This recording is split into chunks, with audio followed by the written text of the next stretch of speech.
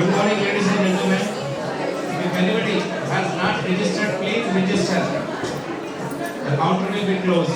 A certified Six Sigma Black Belt professional with over 30 years of work experience in formulating growth strategies with appropriate NPI and commercials. He has a deep expertise in direct sales of gensets, dealer developments, service engineering.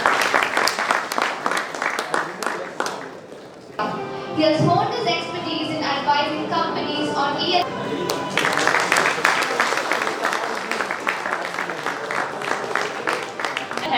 EID Private Limited, Cuddalore. He is a passionate CSR professional with 20 years of expertise working in a multicultural environment and has strong understanding of different cultures and social developments across the globe. He has completed his doctorate in CSR from the University of Madras. He is also a skilled professional with sound knowledge implementing community development activities. His areas of expertise also include strategy planning and implementation of PR and CSR activities in project area, developing a positive environment among the stakeholders through lesson and promoting CSR initiatives at different forums. Next, we are pleased to invite over 28 years of experience in the field of automation and mobility solutions.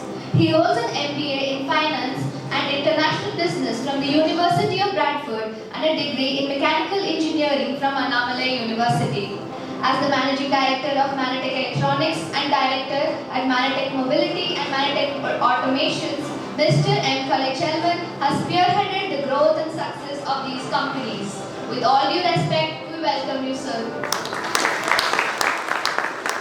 Welcome Mr. Ajay Jha, Senior Vice President at Medicom Incorporated. As a B Pharmacy graduate, he joined the Ampaxi Group in Manufacturing Department. Within 5 years, he has risen from a chemist to a factory manager to the director in the board of directors helping different companies. Mr. Ajay Jha has got vast exposure of all aspects of pharma business. Apart from distribution business, Mr. Ajay represented ACE, Angelic and now has exclusive tie-up with USD 3.5 billion Apollo Group for the big project in the region. With all due respect, we welcome you, sir. Now, we request Professor B. Charmati, the head of our department, to honor our esteemed panel members.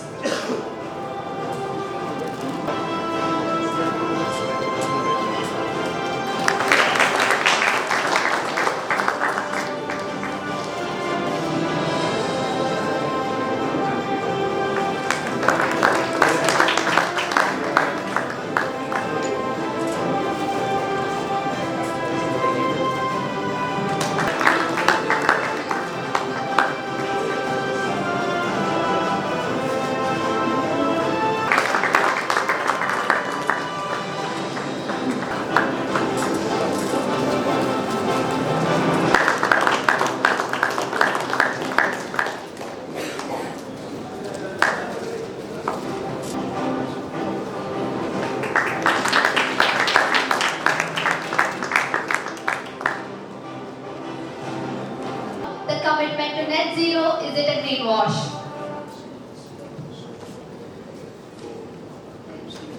Now we hand over the panel discussion to our esteemed moderator, Mr. Ajay Jha. Whenever it is 12:01 to say good afternoon or good noon, because it's still noon. Anyway, good afternoon. Everybody, thanks a lot. Let me tell you, first of all, you guys, you are blessed. I had an opportunity to interact with your HOD yesterday, and just now, a few minutes back, I was just honored to have a kind of few minutes interaction with your Honorable Vice Chancellor. And after talking to both of them, I can tell you this university, this department is really blessed. And if you guys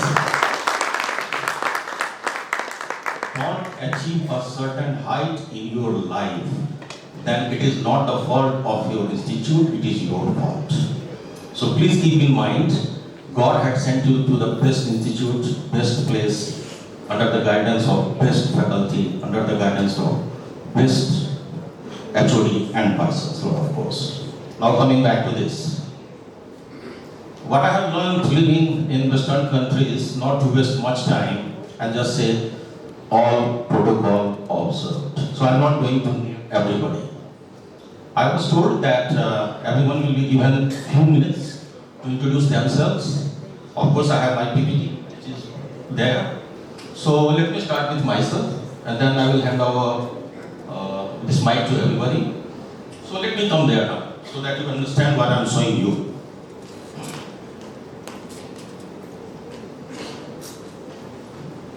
Our Honorable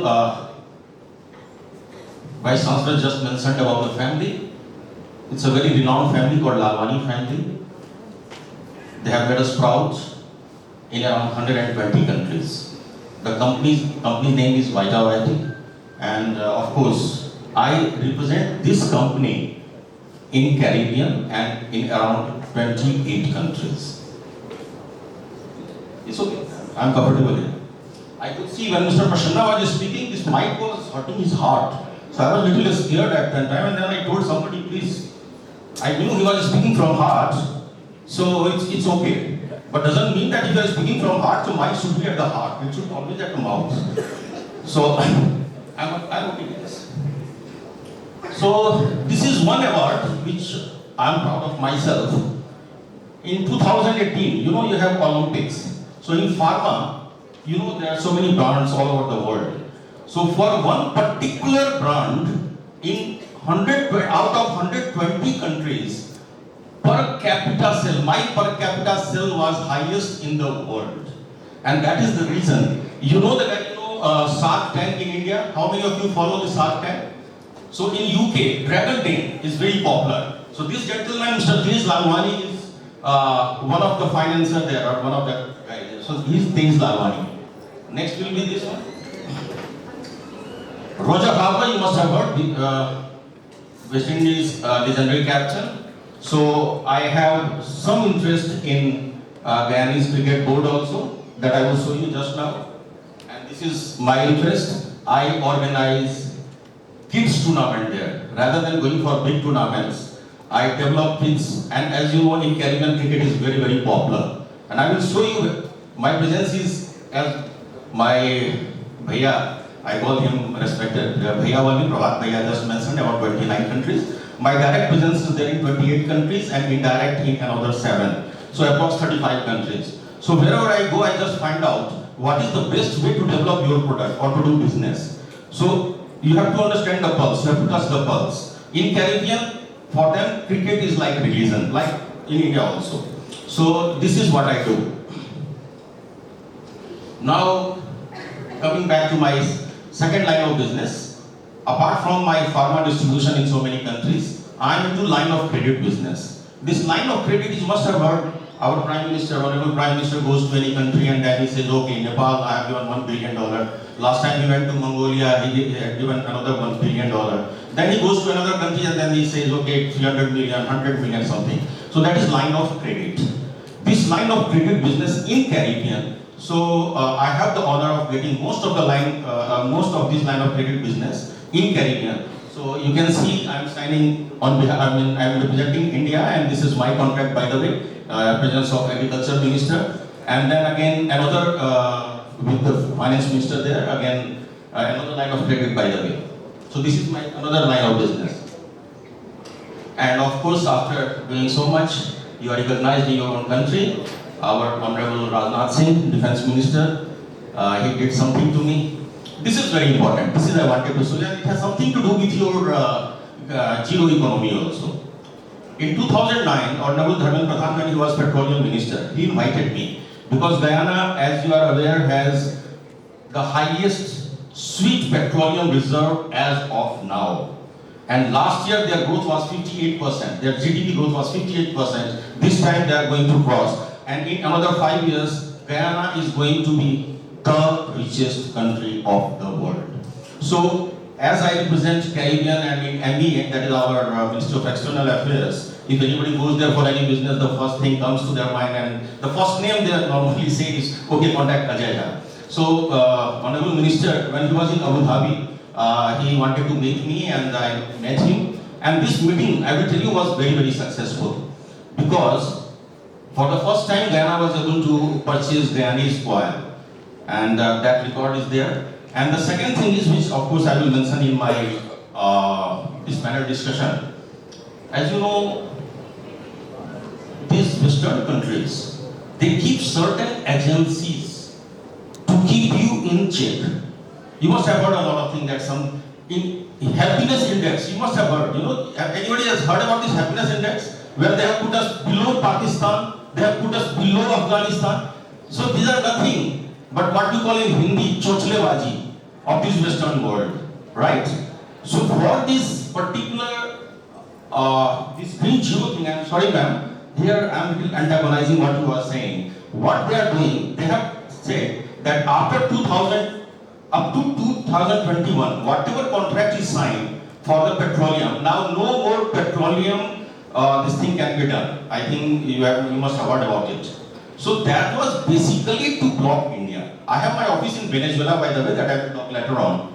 And in Venezuela also, our company, that is Indian company, ONGC Videsh, they have invested around $7 to $8 billion. So why Venezuela is Venezuela today? You must have heard about, it's such a rich country, it's such a beautiful country. But they destroyed this country. You know why? Because most of the investment there in their petroleum sector is from China, from Russia, and from India. And that is a very different, of course, topic, so I don't want to go deep into that, but you will understand what I'm saying. And this is what they try to do with Indian companies in Guyana. And I have, I could not show you my mobile, I hope I will forward you when I join your WhatsApp group, which Madam had committed yesterday. I will forward to you just 2 days back.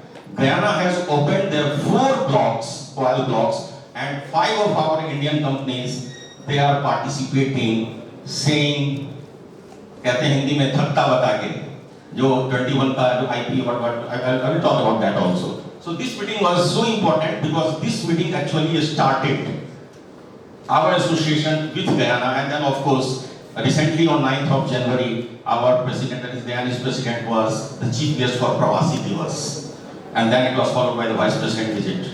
All right. Okay, this is another. I consider it as my personal achievement. I was in London last year, and you must have heard that certain arsonists or something, they burned some temple in London. So we in London decided that we must do something. So there is this gentleman who had written this Sabri Ramayan. So what we did, we released his Ramayan inside British Parliament in House of Commons. So you can see myself and other gentlemen, we directly challenged all those guys releasing this book inside British Parliament, and this picture is from House of Commons. I'm expecting claps by the way. This is a big thing.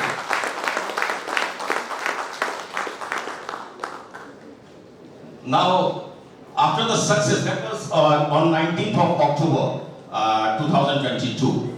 So what actually happened, and this is also, I think, our Honorable Vice Chancellor will appreciate, because I know his gamut of knowledge is so much. He was talking about this bird view and whatever, and then when I said ceremony, so now he will understand.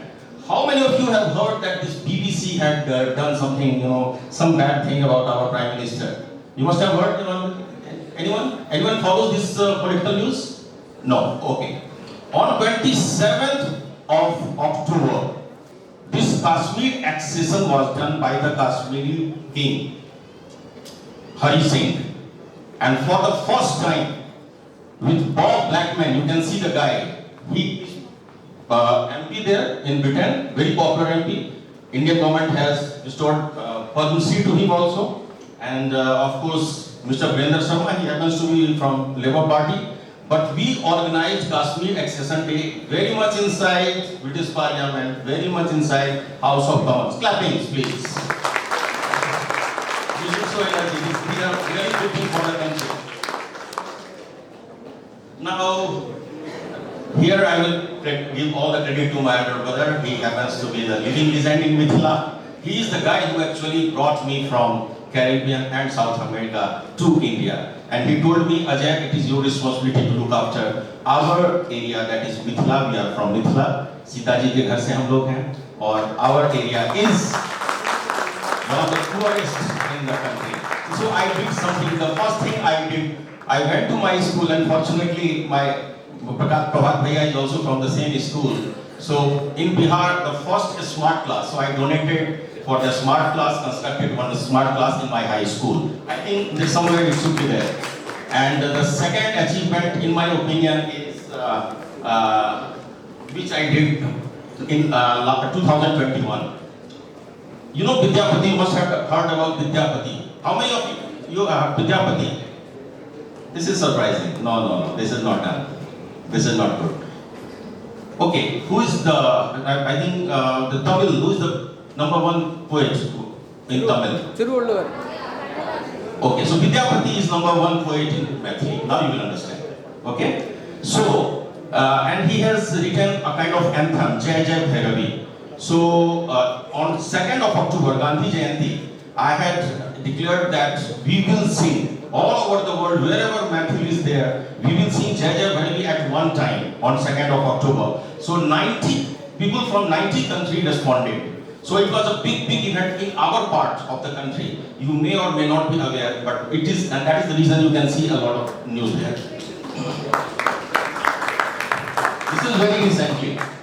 In Mithila, you know, it's a kind of 7 crore population. So they had selected 9 Navratna. Bhaiya was one of them, I was one of them, I just moved. Another award now, after you do something for the country or your society, of course a lot of award comes your way. So this is what has happened. This is from Varanasi. Varanasi, I was given Mithila Ratna. This is another Mithila Vibhuti which was given to my mother. This is another award. This is Icon of Bihar. You know, Dainik Jagran, that is one of the leading Hindi newspaper. So Dainik Jagran has given me Icon of Bihar. So that is there. Now my wife is sitting there. In fact, she got in Vietnam. Our company got the Best Import-Export Award, and because she is partner, so she got the award. All right, so I talked too much about myself. I have to talk about zero economy. What is this zero economy? Simple.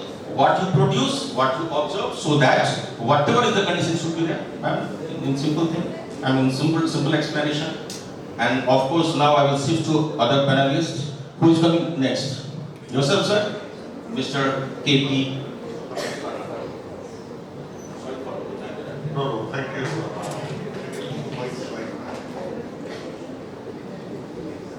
Okay, thank you, Mr. Jha. It's very inspirational to see so much of things done by you. And thanks to Pondicherry University, Madam Chandrati, and Vice Chancellor for giving us an opportunity. Actually, this is a great subject to talk about. I will just go through my act very quickly. First is what is net zero, what is greenwash.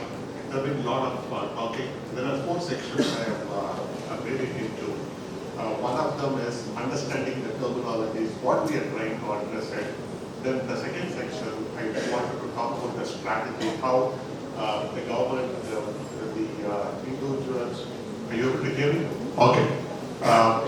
The other part of it is on the strategy, how the company, how the individuals, how the academia, everybody can collaborate to see that the strategy happens.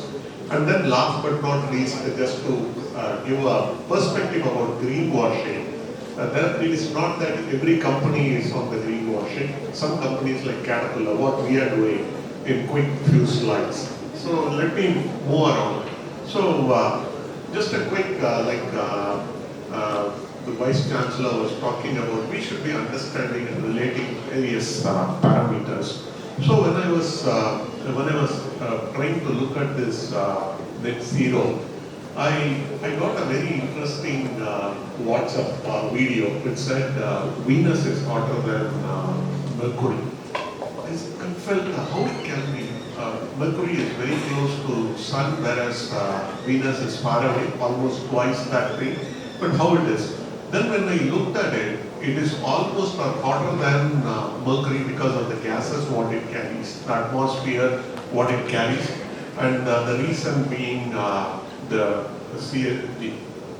greenhouse gases. So the next thing what I looked at it is, what is greenhouse gases? So when greenhouse gases was looked at, even the ozone is a greenhouse gas. If the greenhouse gas, ozone, if you have ozone at the right place, then it is not a greenhouse gas. If you have the ozone at the wrong place, it is there. So why I am talking about all these greenhouse gases? Because net zero is always related to all the greenhouse gases, just not carbon. So you have to ensure that all the greenhouse gases, whatever you produce, has to be netted against whatever you reduce. So if those two things are netted, then it will be like zero, net zero. So the greenhouse gases, what you produce, the efforts you take to reduce the greenhouse gases, then it will be net zero. Next. And then what is carbon neutral? Exactly the same thing, only you are not considering all the other gases, you are just considering only the carbon part of it, and you are making it carbon neutral. Then the third thing which you all should know about this whenever we are discussing about is that about the scope of emissions.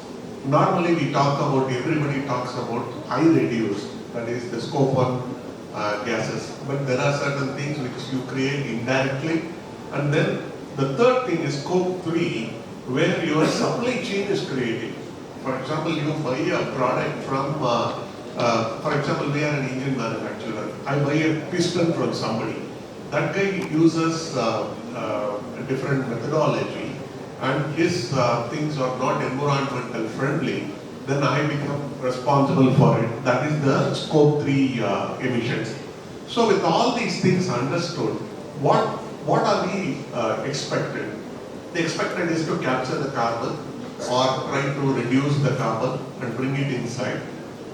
And the greenwashing, basically most of the companies try to do is try to get brownie points. We all know about Volkswagen, how they came out with the most efficient fuel, emission efficient car, meeting the European norms, but actually it cheated. Whenever they tested, it will do, and whenever it is not tested, it will spew the fumes and give you a fuel economy. So there are a lot of companies doing it. We need to understand it, but normally we don't. Most of the reputed companies, with the risk of in 2022, as per the Fortune magazine, there are 18 big multinational companies who are caught for greenwashing, including some of the banks like HSBC, which talked about we are doing green funding, but actually what they did was they are giving funding for the petroleum companies also. So there are a lot of companies which got into it, their names got sacked. So that is basically greenwashing. So from the strategy perspective, I thought that we have to have a clear strategy which will look at how we can achieve this net zero. So there will be 4 partners to it. The first partner is going to be the government. The government has to set the rules, give the guidance, what is expected out of it, when we want to reach our things. So that is where we expect the government. And government, in the recent years, after the Paris Accord and the government signing it, they came out with a lot of support and a lot of guidances. Recently, they are going to publish a carbon trading scheme where they will be trading per carbon dioxide, per ton equivalent of carbon dioxide.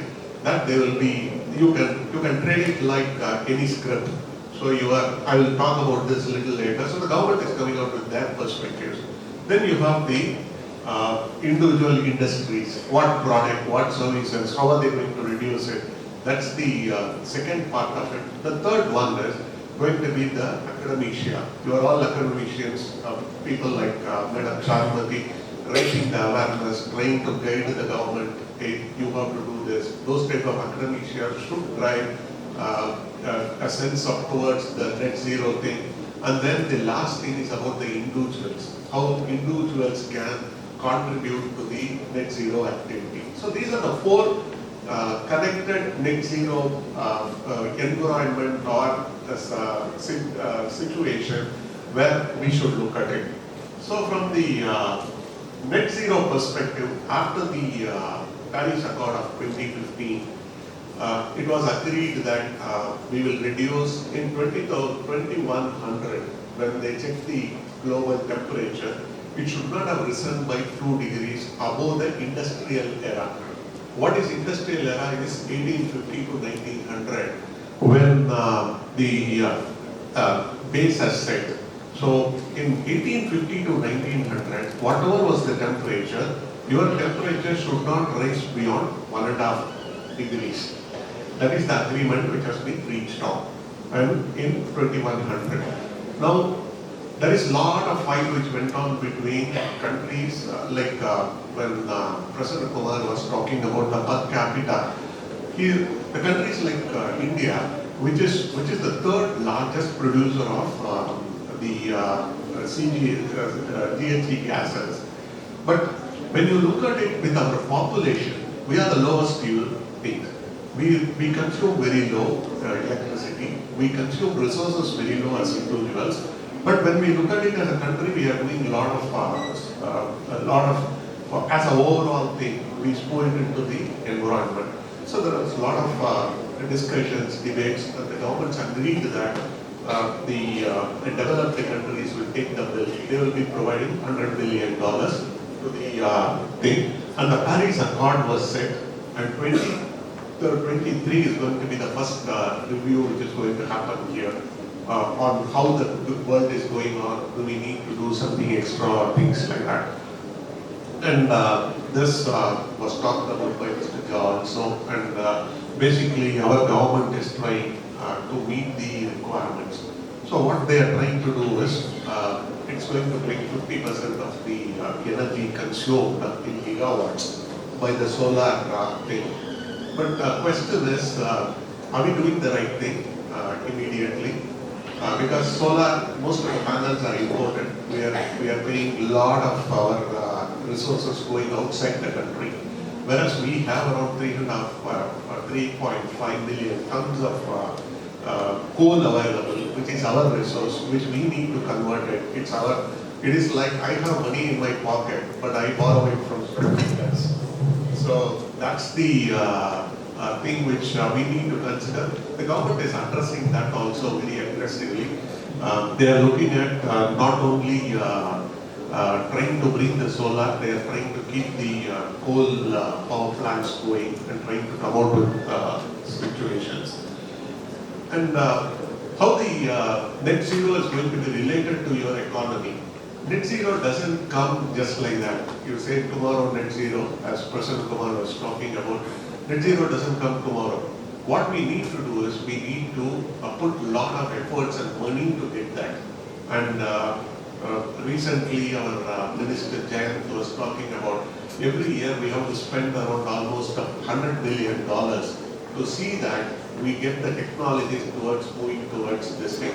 So what it means, it's a paradigm shift in the type of living what we are doing. What are the industries looking at it?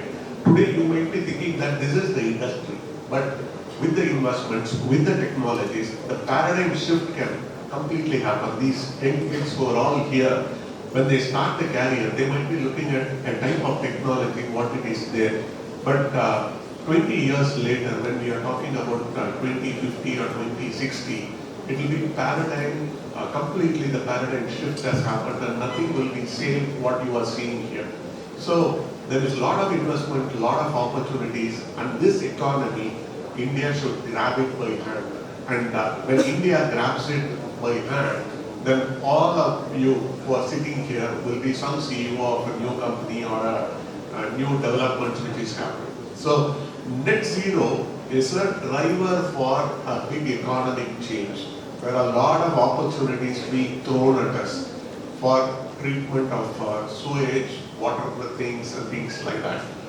Then the next thing, the carbon trading scheme I talked about, the government is going to come out with two types of classification, obligated industries and non-obligated industries, and things will be traded in the market. So you can, if you are an energy good company, then you can trade your credits in the market and make it into money. So that is one thing which we are looking at it. And the second thing which which I also looked at it as Planet Pricing is a book which came out very recently, where the author talks about not about trying to take ESG as a cost of business. ESG should not be treated as a cost of business. He talks about with ESG, we should try to make money. You should link your marketing teams, you should educate them and make the customer buy at a higher price. So it's like a planet, people and profit. Don't take ESG as a cost of business and try to make money out of sustainability initiative, trying to sell more in the market. In that book itself, he's talking about that 37% of people are ready to pay more price for a sustainable product. So if I sell a sustainable product at 20% more than a non-sustainable product, 37% of the market is ready to accept it. And with good marketing and good strategy, we will be able to make it go more to the level of around 80 to 85%. That's what he talks about. Whenever you have some time, you can read this Planet Pricing. Then what individuals can do, this is another thing which I looked at it. Individuals should look at it from simple things. Each one is a simple thing which can be done, like from utilizing lesser electricity, utilizing lesser water, using your bike to go. These are all some of the recommendations which came in the United Nations guide for it. So that is what you can do. So basically this all falls under reduce, repair, reuse and recycle.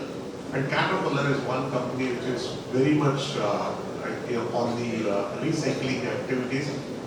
We brand it as Reman, so that it is remanufactured. So we don't throw away an engine or a machine which comes back. We give them again a 25-year of life. We recondition it. We redo the parts. We redo the parts with metal deposition and other things and make it happen. So coming to this company, you can set a strategy. Start with the journey. First, the company should decide to move forward, and now the governments are forcing you to move forward. So have a strategy, move forward one by one, and then some of the quick because of the I'm going to share the slides with you. You can use this whichever way.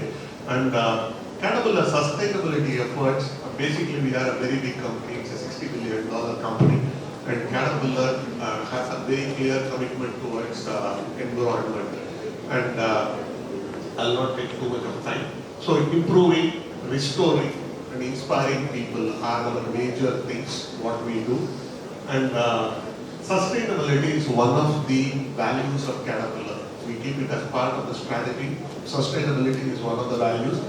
And we also have created, based on the sustainability goals, we have a very clear, this is one of the things I talked about in the business. You have to benchmark what you want to achieve. No strategy is there without a goal. Strategy is moving towards goal. How you are going to achieve goals, what plans you are going to do. So the goals are set by Caterpillar. This is our 2030 goals, what we want to achieve. And Caterpillar doesn't stop with that. What they do is they have a sustainability report which comes every year. And the sustainability scores are very clearly mentioned. This is our history. The sustainability scores are very clearly mentioned against our 2030 goals. What we said, where are we at that point of time? How we are moving ahead on that. And then we have also agreed with mining is considered to be a very polluting industry. What we have done is we have tied up with one of our customers, Neoa Mine. They came out with by 2030 we want 2028 we want before the 2030 goals come in, we want to have our entire mine zero emission mine. So Caterpillar is going to give the strategy, the way in which machines will be procured, what machines and things like that. So that's going to happen. Then I'll leave all these things. We have also created, we have a plant in Hosur. We have created this. Every industry, everybody can do it. This is a Mayawaki forest. Try to get more from a lesser area. And then organic fruit farm is created. So somebody was telling us, so that organic fruit farm, we distribute it to the employees. So I get some bananas sometimes. every quarter or something they give it to the people, please use it. And we have a lot of species occupying our space. We do a lot of green conferencing. What we do is we go and sit in these type of green conferencing rooms outside the buildings, and we tell people go and sit there and do your innovation activities or conferences. So these are some of the things. We also did a lot of water harvesting. We did Malasamudram, 4 or 5 lakes near our facility. We tried to replenish it and try to make it happen. So all these activities are done. For the questions, I will wait. I will continue on to the next. Thanks a lot, Mr. K.B. Hari. I have borrowed just 20 minutes from Honorable Vice Chancellor, so I will see to it that most of the time is used perfectly. Just one question from my side. I hope if anybody can raise hand, but then we will take that question after this particular panel discussion. You see, this infrastructure development, infrastructure is the biggest polluter, if I am not mistaken. And you are the carrier of those polluters because Caterpillar is seen everywhere, whether it is road construction, whether it is mining, whether it is anything. So if we are talking about something, you are one of the culprits, by the way, so sorry to say. So whether Caterpillar has bought any carbon credit so far, I'm sure you know about carbon credit and all, which every company has to buy. So whether Caterpillar has to buy anything, any carbon credit so far? US is very strict on the EPA guidelines, and we have a lot of flex credits. That is, for example, what is a flex credit is when you bring a emission norm or you do something before the law comes in, and they give a credit for you as a flex credit. And Caterpillar holds a lot of flex credit, and they don't sell it. They keep it whenever they have some thing there, they can do that. So there are a lot of flex credits are available. No, I know you guys are doing a lot. Thanks for that. Of course, everyone has to show the PPT, but I wish that with opening remarks, so that what you have in your mind, I just want to use 5-10 minutes of this. So let us have some opening remark about this green economy, number one, carbon credit, or what your company is doing. Of course, we will go to PPT once some of our delegates they leave because of the time constraint. So is it possible for you to just speak? I'm sure, but my PPT is only about 6 slides, so I'll try to finish it much faster.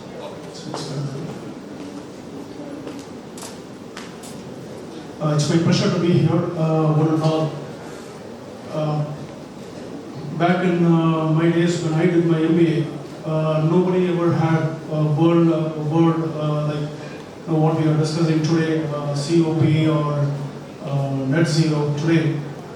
I'm happy to see that the student fraternity is here discussing about the most important daunting task that lies ahead of the entire society, which is pollution. And this is going to be there for many, many years. I'll try to bring the perspective from industry side. We are an automotive design and manufacturing products in the aftermarket and electronics, and a company that is involved in various, some of the products are basically towards a green print and things like that. So we are totally into automotive and trying to bring a perspective from the industry, automotive side, most importantly. And I will also try to cover some of the other stakeholders who can play an important role in the industry as well.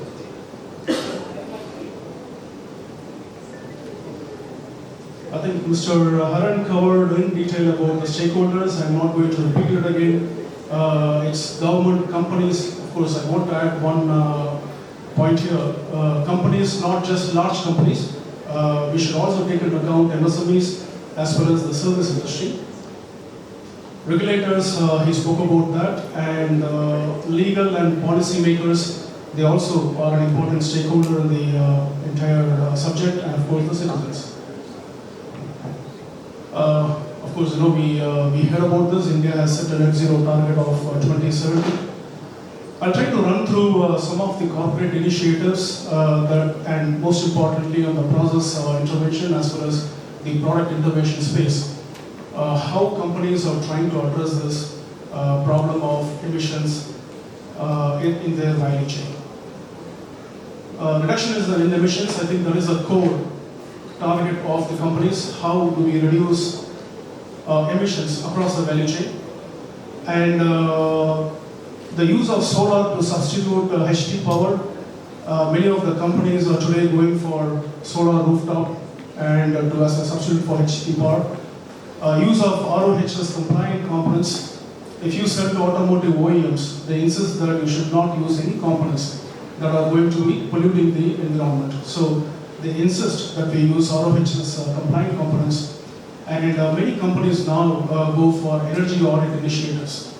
The energy audit team comes in and they assess your entire machineries, your compressor, your HT panel, and they give within 2 or 3 days they give you a complete list of efforts that could be taken in terms of addressing the energy, how to optimize energy, how to reduce energy. So I think this is something which is quite prevalent with industries now, the energy audit initiatives, and in the automotive industry already talks are on in terms of lightweighting.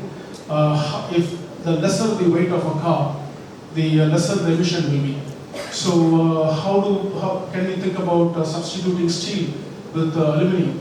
So a lot of work is going on in terms of R&D in automotive lightweighting, and you may all have seen the PCBs being potted, right? When you make a PCB, you use a PU-based material to pot it, but that's not allowed anymore. I mean, companies are looking at how to replace that with ultrasonic welding so that you do away with the entire potting mechanisms. Training and sensitization to employees. This is very important. This has to be sustainable. You have to continuously, give training for employees so that they are aware of emission driving mechanisms. They have to reduce it. And many companies, as we speak, are talking about electrical vehicles for their employees. Can the company sponsor it, part sponsor it? They can cooperate with some OEM corporates and then try and convert the entire two-wheelers into electrical vehicles, and that's going to that's a contribution that companies are talking about these days. And of course, Mr. Haran spoke about forestation. Most of the large companies are doing that already, and things like rainwater harvesting and things which are going to be indirectly helping you reducing your carbon emission.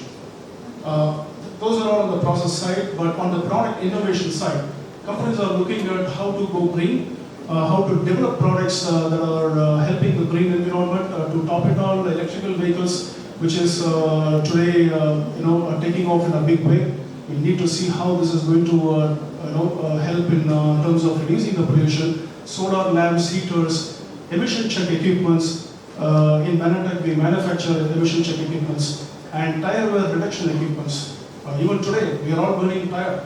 Isn't it? Used tires are, we don't have a proper disposal system. We are burning tires, adding to the smoke. So how do we reduce the tire wear so that your vehicle travels a long distance? The tire life is more. So there are so many opportunities in technology. If you bring in if you look at these things, and fuel saving products, there are many, and tire pressure monitoring systems. All these things are going to save fuel and tire wear. And all of you are aware of connected vehicles. Sensors, right? Fuel saving sensor, fuel check sensors. The entire vehicle is driven by sensors these days. And this is not for just ease of driving, but it is also to reduce pollution, reduce fuel savings, and so on. So I spoke about what industries are doing now. Now, what can government do? Again, it's an intervention into industries in a way. Regulation of HT power consumers to move a certain percentage of consumption to solar. The government can look at, in Pondicherry they talk about 20% of their consumption of HT into solar. But again, there is not a notification. There is no compulsion. But government can look at making it as a compulsion, maybe 20% of your consumption on solar. Corporate social responsibility today does not include major areas of emission cuts. Maybe corporate social responsibility to also include expenses on green initiatives like solar, EV, forestation, emission cut efforts. Government can also look at tax breaks on fuel and emission cutting products, maybe lower GST on sustainable products. all those, the products that are helping in terms of sustainability, there is no tax break today. The government will look at that. And EVs have incentives, but investments in other renewables do not have subsidies. Earlier, there used to be a subsidy on solar, but not anymore. They only have accelerated depreciation, I think. So that's something an area which we need to look at. And there is a government notification here in Pondicherry on no single-use plastic in companies. It's a very welcome move, but I think it's not being implemented properly. And if it is implemented, the companies are willing to take it up and show a difference. We spoke about regulators. Most important, they are policymakers, certifying agencies, legal auditors. They can provide a framework, SOP for net zero compliance. They can also issue product approvals based on guidelines. Automotive Research Association of India are basically forming these guidelines and issuing for the automotive products. So these regulators hold a very important role in the entire net zero economy. And of course, the auditing job has become very, very critical and complicated. So many compliances which were not there about 3 or 4 years back. So this is going to get more critical now going forward with net zero compliance. The last slide here, the areas of concern. Carbon offsetting and insetting, does it really reduce carbon emissions? Even more, does it even have a say on expansion of carbon activities?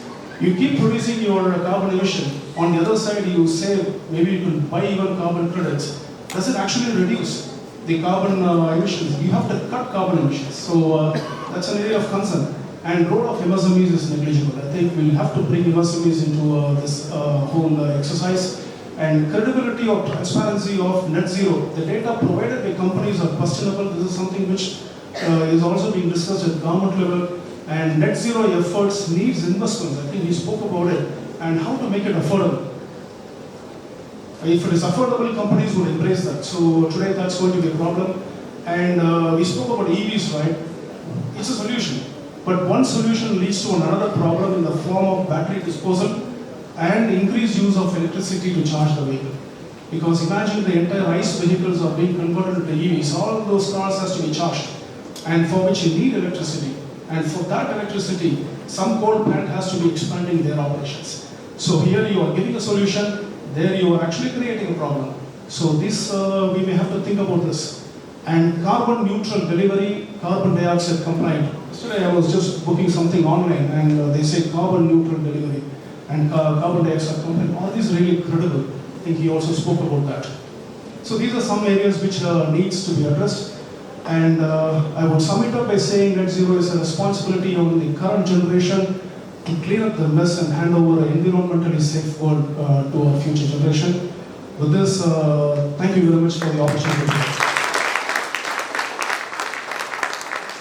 Probably sleeping. So please hear this.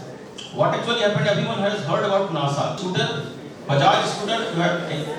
You guys must have seen that Bajaj scooter. All right. Bajaj, they have changed the super something like that. So it's all right. So you will understand what I'm saying. What actually happened in NASA? There was one rocket. It was supposed to be launched, and unfortunately, all these scientists they tried, and it did not take off. You must have heard. A lot of people must have heard about this too. So they tried every trick or trade, but it failed. But there was one Indian guy, and he saw that, and then he found out what to do with this, nothing happening. So he asked the head, like for example, your HOD here. So he said, please allow me to go near the rocket. I tried to do something. In India, there is a word called jugaad. You know the word? Have you heard about jugaad? So he said, we Indians are very jugaadu, so we will do something. So this HOD, you see, he or she had no option. So he said, okay, you go to. So he went near this. I could see a lot of people yawning. I don't know. Nobody's sleeping, by the way. Everyone is listening. All right. So the guy, this Indian guy, went to the rocket site, and he did something. He touched it, and everyone was amused what this guy is doing. And then he returned back, and then he said, okay, you now ignite it. And they ignited it, and this actually took off. So everyone was surprised. And they called him and then said, my God, this guy is a genius doing so much things. He said, okay, man, what is your qualification? He said, my only qualification is that I am from India. So they surprised, what is this? What kind of qualification is this? He said, you see, in India, When our scooter does not start, what we do, we just tilt it right side and click it starts. So what I did, I just tilt it a bit towards right side and it ignited. So we Indians are like that. So the point I was trying to make, when the qualification is, you are from India, my qualification is, I have adopted Guyana as my country.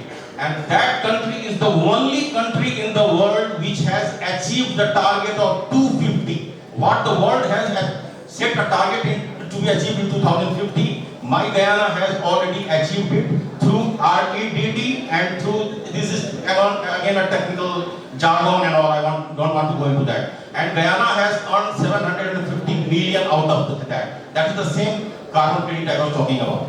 Well, shifting to Mr. Arun Prasad, now I hand it over to Mr. Arun Prasad. We have to finish this session by 2. So I think 10 minutes will do.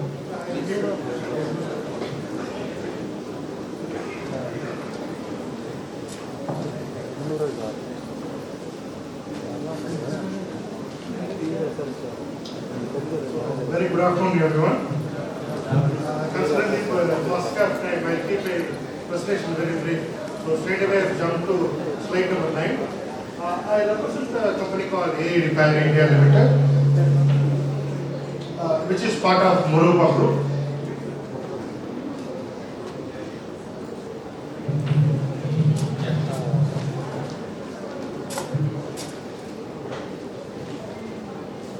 We are basically manufacturer of sugar and nutraceuticals. Okay, here what we contribute to net zero. How we are contributing to net zero as a part of food industry, I'll be briefing you. So this is more about the introduction about my company.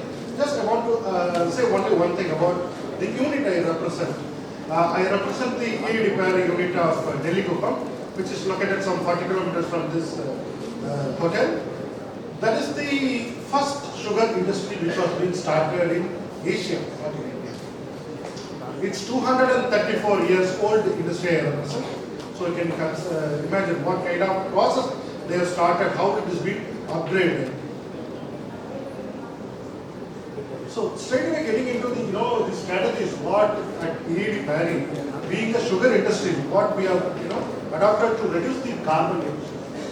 First part we have taken it zero coal power, and we want to take very minimum amount of power from the national grid.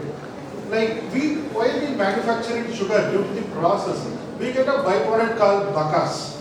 Bagasse is just the extract of the solid part. When we extract the juice from the cane, what is left over is the bagasse, we call it. So we use the entire bagasse for generating power. At Helicopter facility alone, we are manufacturing more than 16 megawatt of power. Our entire factory requirement is only 10 megawatt, but yet we produce 16 megawatt, and rest 7 megawatt we are exporting to the grid. And we want to increase it, and we want to make more efforts in our process and to generate the bagasse loss and use it for our power generation. So this is the one measure which we are concentrating at with immediate effect, and we want to continue for a long time. Second thing is, like we also use supplementary fuel to start the power plant and to start the basic process, machineries. But even that we want to connect it to our bagasse-based cogeneration plant, and we want to increase it. Third part is most important. Like in net zero, the journey towards net zero, there are two kinds of emissions. One human-made, that is to factories and others. Second is from agriculture. And being an industry related, which is closely related to agriculture, and we are directly working with more than 1 lakh of farmers, having 8 units across India. We have a connection with 1 lakh farmers and 2 lakh acres of land. It's being utilized for cane producing. So we want to introduce. We are in the process of introducing sustainable agriculture practices to all our farmers. And EAD Parry India Limited is the first company in India to have an exclusive research department, which has been accredited by the ministry, and through which we support the growers on the cane variety, and we also support continuously to the growers on increasing the capacity of the cane yield, so that they can get maximum out of the field they have, because money is more important. If they get maximum out of the field which they own, they will again reinvest in that. And we have a dedicated army of team. We have more than 400 employees exclusively employed to directly interact with the farmers and also to educate the farmers on a daily basis to take care of the cane production, because that is one major thing which contribute to the carbon dioxide emission. And fourth part is irrigation power input. Most of the farmers who are growing cane, they need water in large quantity. So there we are, also developing through research, and also we are continuously educating the farmers to reduce the usage of water. That is one part. Second part, we are also providing loans directly from the companies and also through banks to go for solar pumps, which will be a sustainable mode of taking water from the ground, and also how to reduce the water usage. That part also we are supporting to them. And another major component is usage of chemical fertilizers. We have one byproduct from our cane, that's called, it's kind of mud, it will look like, and we are directly providing to the, cane growers at free of cost. We do not charge anything. We give them at free of cost so that they can use it directly as an organic manure and they can reduce, chemical manure. And we are also giving credits and also subsidies and also incentives for the farmers who are reducing the chemical manure and also using more of organic manure. And because of using it for a long time, cane harvesters and the cane farmers are also acknowledging that their produce has been increased, their yield has been increased day by day. So that is one major thing, and which plays a major role in carbon dioxide emission in sugarcane cultivation and also in sugar production. So what as a company we have done? We are directly taking care of the transportation cost, because if you ask a farmer, whatever the cheap cost, they will take more of transportation they will have. So what we have done is transportation cost will be borne by us. From the field, we procure the cane and bring it to our factory. What we have done is we are now providing electric vehicles. These electric vehicles will be provided to the farmer associations, and through these electric vehicles, the cane will be transported from the directly from the field to the factory, so that whatever the carbon dioxide generation through the normal or fossil fuel burnt vehicles will be totally reduced. And this we have started in 2 locations this year. One is at Delhi, the other one is at Kubalur, which is being successful. So in the next harvest season, which starts from September, we want to test it in a bigger way and ensure that due to transportation, whatever the emission that is being produced is being brought down to at least by 25% this year. The target is realistic and achievable. We don't want to make it a 50% or 70%, which is no way possible. So the target is only 25%, which we want to achieve by the end of 2024 financial year.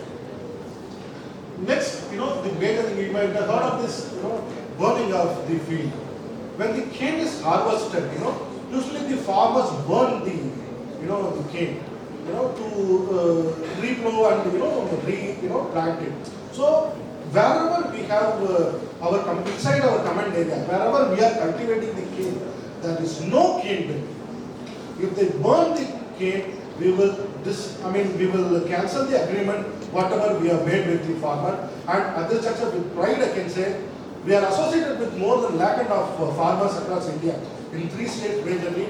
None of the farmers are burning their field after the cane harvesting. So this is one achievement we have made at the junction, and we want to continue it. And recycle water to reduce water intake. So as a sugar manufacturing company, there is water effluent. That water, the sugar cane has 80% of water. After extracting that sugar, 80% of water is being let out. So among this 80%, 60 to 65% we use it for our internal consumption. In fact, the rest 15% we treat it and we are letting it to the nearby field so that the farmers can use it as a source, water source to the nearby field. And this is one major measure we have taken. And in future, we want to achieve zero liquid discharge, which is pretty hard in sugarcane industry. And we are investing more than 500 crores. We are planning to invest in another 3 years' time to stop total discharge of water, whether it is filter or not, whatever it is. We want a single drop of water not to be discharged. So this is our aim. This is how we are proceeding. Second part, food industry. What is how climate will affect the food industry. As per the Global Food Policy Report 2022, India will face acute food shortage in 2030. And this is true. Even if you see today, I'll straight away go to the point 3. Due to drought and heat waves, farmers are forced to, overuse fertilizer and pesticides. I'll just take one example. During evening time snacks, we take this chili bhaji. That chili, to produce that chili, 4.5 ml of pesticide was being used in 2010, between 2010 to 12, that time. The amount of pesticide that is being used now per acre, it is more than 65 ml. So from 4.5 ml, it's been moved to 65 ml and we are consuming it. Just imagine the health hazard we will have in the future. This is just one example since you can easily recognize. There are many more such produce, If you go to Satara region in Maharashtra, they are growing these grapes. I saw there are people are holding the grapes like this and they are spraying the pesticide. So this is due to climate change, so this is the most important, the effect of climate change, which we have to address an immediate effect.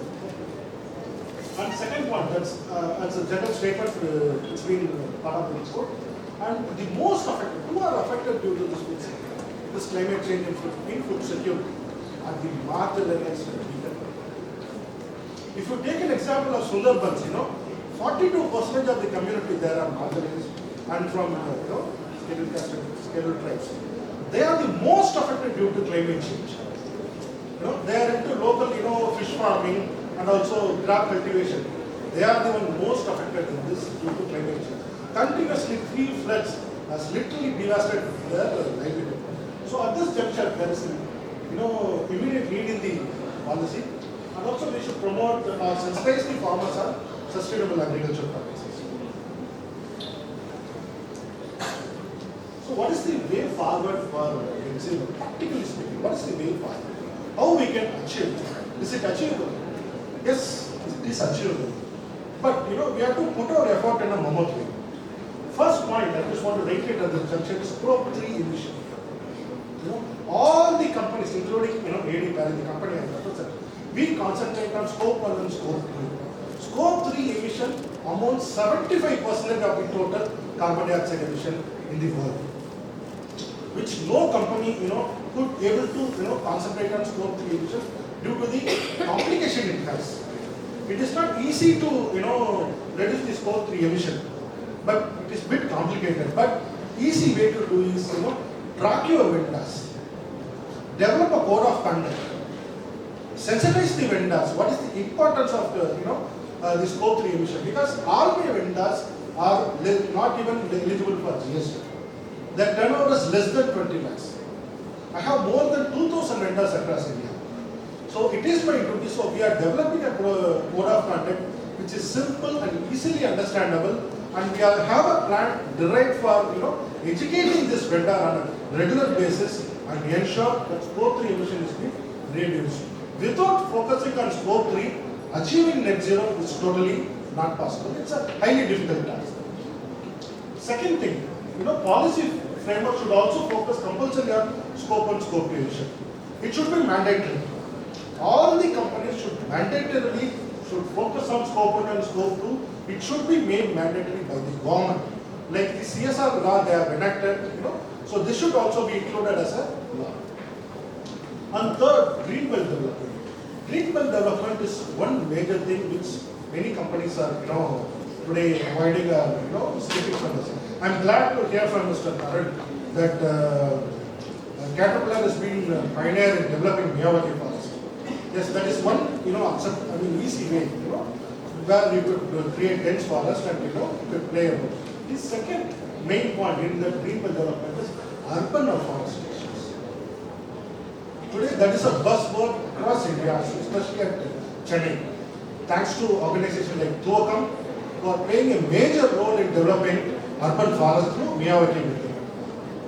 And last but not least, I want to advocate this one major point: promote sustainable agriculture. Because even today, 80% of our revenue is from agriculture. We have to focus on agriculture equally, because that also equally contribute towards carbon dioxide emission. Without focusing on agriculture, achieving net zero is totally not possible. So we have to promote and advocate sustainable agriculture to achieve net zero. Rest we can discuss in the discussion. Thanks a lot, Mr. Arun. Like Suraj Kumar, the cricketer, our Suraj Narayan Kar, he is going to hit everywhere. 360 batting, please. But you have to finish it in time, by the way. You have just 1 over left. Thank you so much, sir. So it's Surya Narayan Kar, sky. Yeah. So I see that I've been observing last 15-20 minutes. We are here for the students, and we can see that all the heads down on the screen, scrolling Instagram and WhatsApp. This is not how we work, and this is a very sensitive topic: greenwashing, net zero. And I belong to that particular expertise. So I work with PwC for helping the company to build their ESG and sustainable journey. So what I do, 3 areas. I help company to report, to draft their sustainability report or business responsibility and sustainability report as BRSR as per Government of India's mandate for top 1,000 companies. Yeah, that is for the top 1,000 company, the reporting part. And second, we build the strategy or the advisory for the companies who need it. And the third, the assurance part. The major thing, how we can mitigate the greenwashing. So the 3 things I majorly work. I can definitely sum up all the presentation in a very little time. Yeah.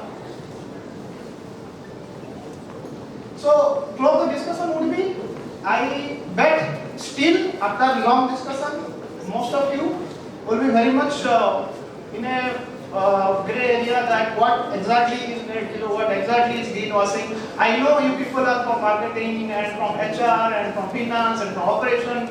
Please pay attention, because it's a matter for concern for all, not only for the environment or CSR or the people who are into sustainability. So one is net zero and greenwashing. Second, we will cover the second major thing. Why does greenwashing matter to you? Greenwashing and you. The third thing, what is the answer? The topic where currently we are. The commitment to net zero, is it a greenwash? Question mark. Yes or no? The answer we will be getting. The last thing, what is the solution then? Tell me the solution. Yeah, these are the 4 things that we will be covering. Up and down sides of the commitment. So I will be covering net zero and greenwashing. Already Hanan sir covered about the terminology, what exactly is net zero and what exactly is greenwashing. As you know, the balance, that is the net zero and the greenwashing. People are saying that they are, but they are not. The reality, what they are showing, but the reality says something else. That is greenwashing. So you look at this pretty interesting graph, very recent, November 2022, updated by Climate Action Tracker. This graph shows the net zero race. Exactly, the net zero race. You can see the economies. Like we are standing as a 4th largest you can say greenhouse gas emitters, and these are the targets that all the countries they have committed. So you can see, being the largest GHG emitter, China, they have already committed, and US into the second, they have already committed, and EU as a whole, they have already committed into the third, and we are into the fourth. Altogether, 80% global emissions have been covered by the net zero commitments. Rest 12% yet to be there. So yeah, this is the rest I am talking about in terms of the countries wise. If you look into the companies, you will definitely be mad. Yeah. Now, how does greenwashing matter to you? Let's say, I don't want to take any company, let's say company XYZ, hypothetical company. They are saying that, yeah, we will be net zero by 2050, and we are earth-friendly, chemical-free, we are green certified, we are organic, and our packaging are biodegradable, and we are 100% recyclable, our packaging. That is the right side one, you using the products of the company. Why it matters to you? I just want to know from you, just to make it the sense a bit interactive, but I will keep it very short. Can you go to that particular slide? So you can just open your Google Chrome, and you can just go to menti.com and use this code 12597231. So let me know once you are done. It's only take 1 minute. Yeah. Just open your phone, go to your browser, most probably Google Chrome, go to menti.com, use the code 12597231. We're on the same page? Cool? We can go? Okay, thank you. So, just one simple question to you all standing over here. Why does greenwashing matter to you? Just, you can answer. In that particular question, you can able to answer. You just answer, your answer will pop up here. I just want to see, why does greenwashing matter to you? We are discussing across all the panels, strategy, marketing, finance, operations. Just wanted to hear from you. We are constantly talking. Yeah, thank you for the future. It does not. Okay. Deceptive. Thank you. I don't know. Don't say like that. Okay. To mitigate the greenhouse. Okay. Okay. For a good future. Thank you for that answer, the gentleman. Okay. Sell products. It's the future because we live in it. Okay. Okay. I can see lot many answers. Thank you for the engagements. Nonsense question. Is it a nonsense question? I will leave from here. Thank you, ma'am, for the invitation, but I will leave. The student are telling that it's a nonsense question. Okay. Disturbance environment. Okay. Because we live in it. We need money, profitability. I think there are some healthy conversations. People are also getting to know why exactly greenwashing matter to you. Okay, sustainability for nature. Okay, you can close the slide. You can go to that.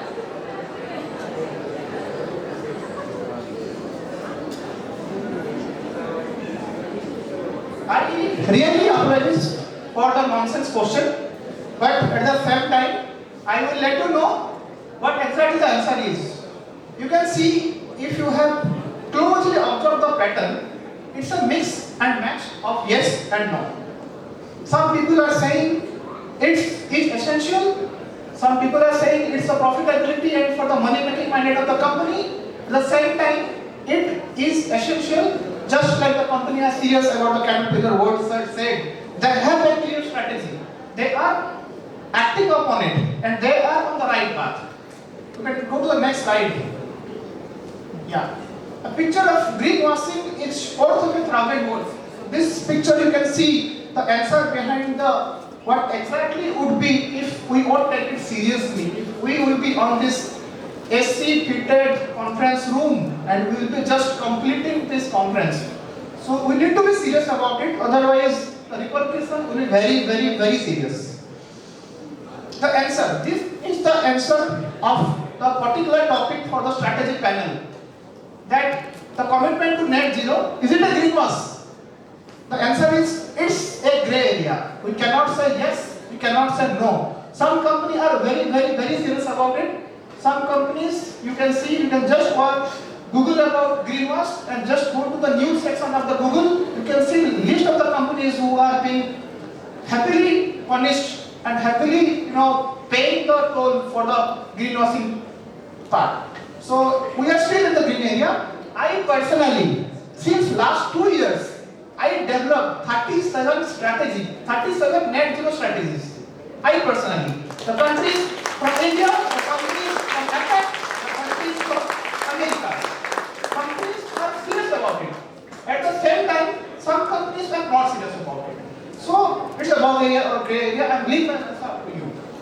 And now, the why behind the answer. As I told, it's a gray area. But why? Why it's a gray area? The first one is the downside of it. The slow seriousness. This is a research by Accenture, published very recently. You can see 93% of the company, it's estimated that they will fail to achieve their net zero target. Whatever target they have committed, 2050, 2030, 2070, but they will fail to achieve it if this kind of progress will happen. And the ambition side, you can see there is a data published by WEF, World Economic Forum Research.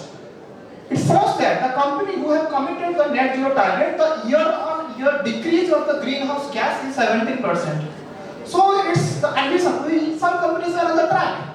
And the governance side, this is extremely crucial. You have been heard about CEO, COO, CMO, CSO, Chief Sustainability Officer, are also being recruited happily in different companies. They are part of the board meetings, they are part of the key decision making when it comes to sustainability and ESG journey of the company. So you can see this is a research published by my company PwC, comparing 2014 to 2021, the recruitment for the Chief Sustainability Officer tripled, 3x. So you can see the good side of it. So yeah, the solution, what we will be doing about it. So I refer to the Science-Based Target Initiative. This is a highly crucial process that they have also offered very earlier.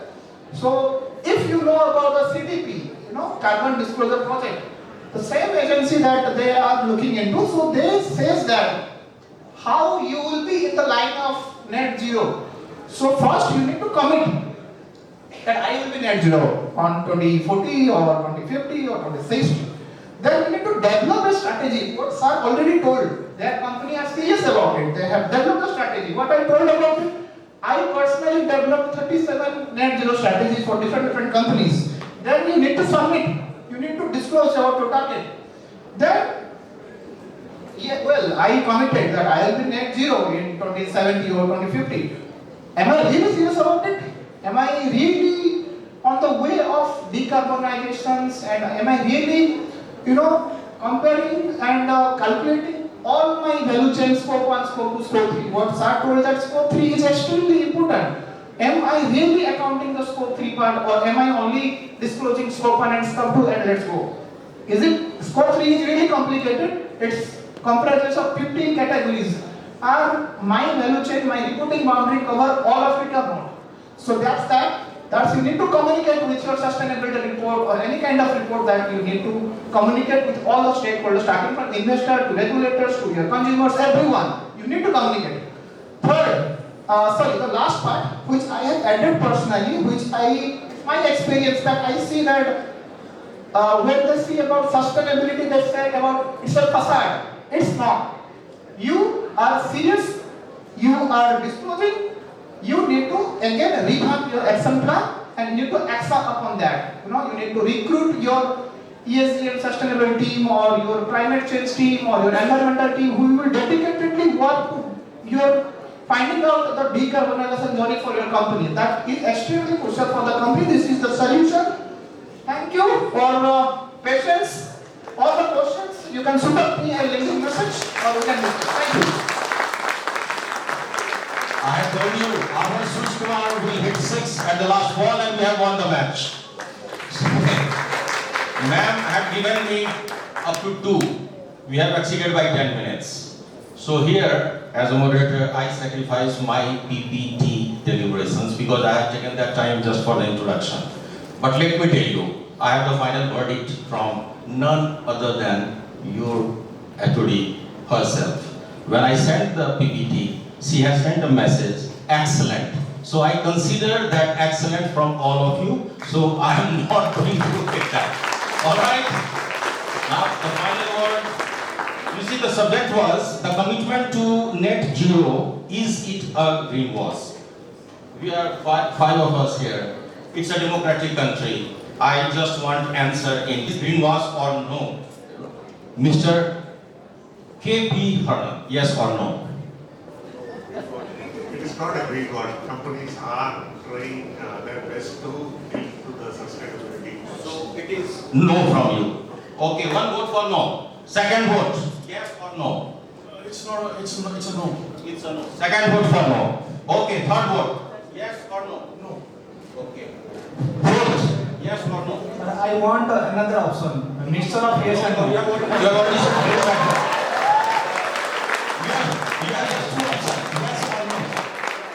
As I told that it's a democratic country and I choose not to vote.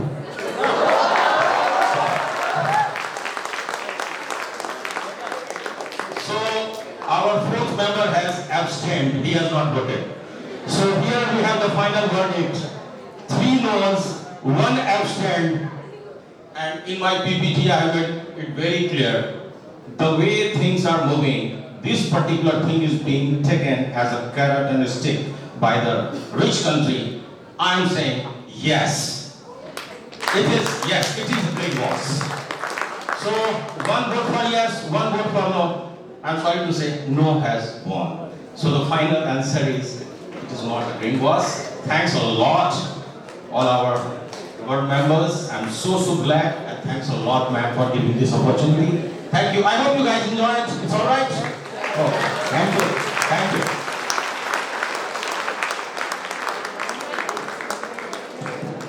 Thank you very much, sir.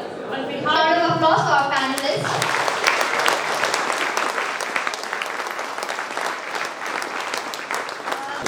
And the invitees.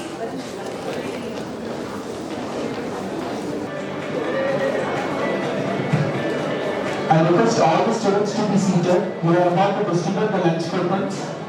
Please remain seated.